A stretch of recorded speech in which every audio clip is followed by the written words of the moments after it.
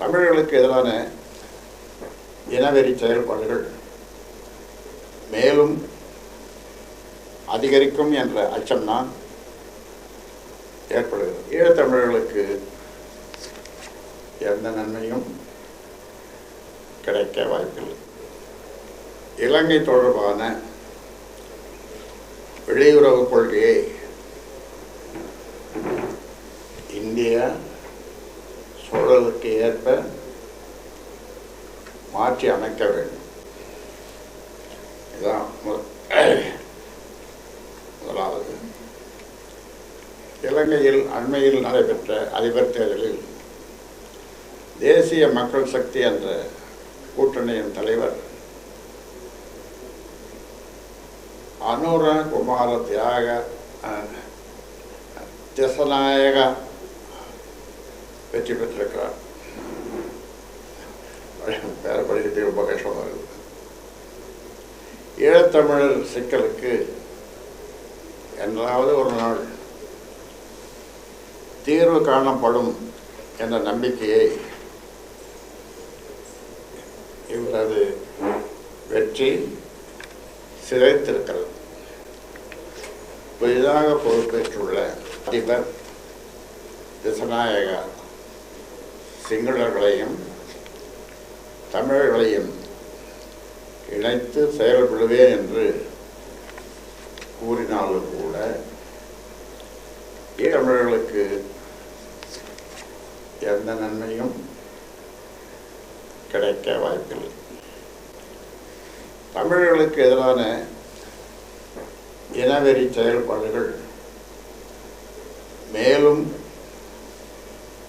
அதிகரிக்கும் என்ற அச்சம்தான் ஏற்படுகிறது.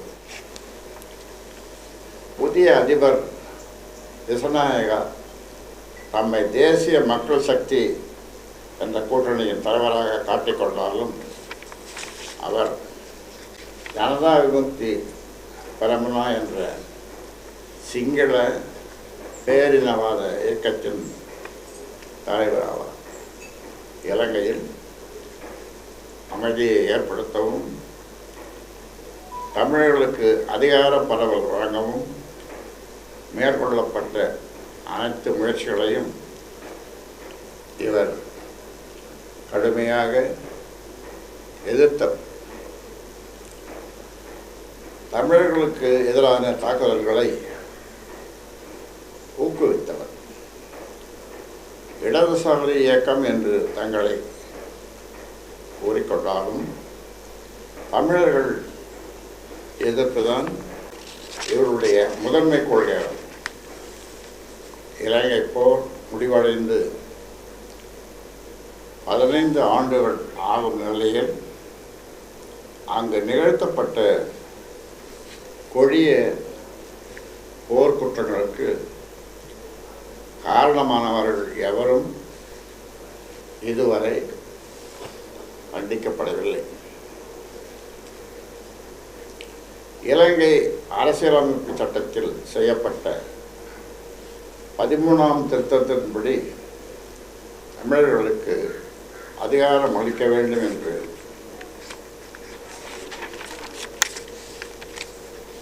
இந்தியா வலியுறுத்தினாலும் கூட எந்த பயனும் ஏற்படவில்லை. தமிழர்களுக்கு எதிரான மனநிலை கொண்ட திசநாயக அரசு இறுதிப் போரில் படுகொலை செய்யப்பட்ட 1.5 லட்சம் ஈழத்தமிழர்களுக்கும் நீதி பெற்றுத்தர எதுவும் செய்ய மாட்டார்.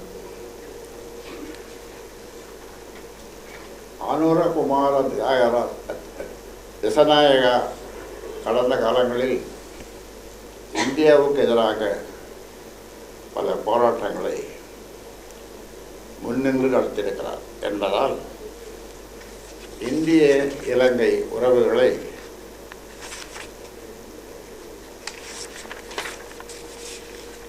வலுப்படுத்துவதற்கு எந்த அளவுக்கு உதவியாக இருப்பார் என்பது